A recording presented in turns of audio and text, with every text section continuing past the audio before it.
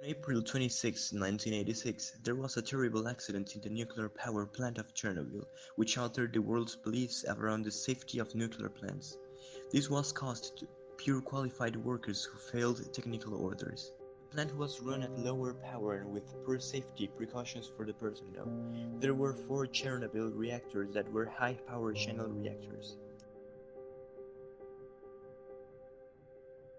Designed to produce plutonium and electric power, they were created out of a combination of graphite, moderator, and water coolant.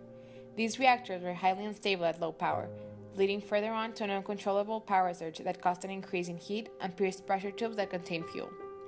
Hot fuel reacted with H2O, leading to the creation of a steam explosion that ruptured the rest of the pressure tubes.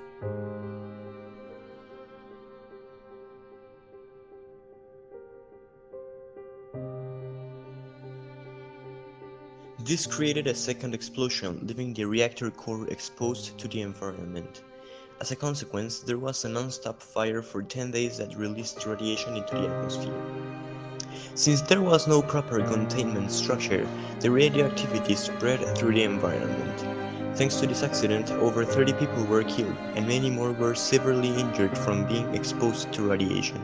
The government did its best job to keep the accident from the news, but failed and the radiation spread throughout the land. Implications and consequences after the accident were terrible. An estimated 13 to 30% of the radiation was scattered through the environment. People were evacuated as soon as they could, but some of the natives suffered consequences. There was an increase in thyroid cancer around the area due to radiation exposure. Cataracts were also reported after 12 to 14 years of exposure to the radiation. The places infected had to be decontaminated. A lot of the food was declared unsafe for human and animal consumption because it had been exposed. Farm animals' environments had to be either treated or relocated.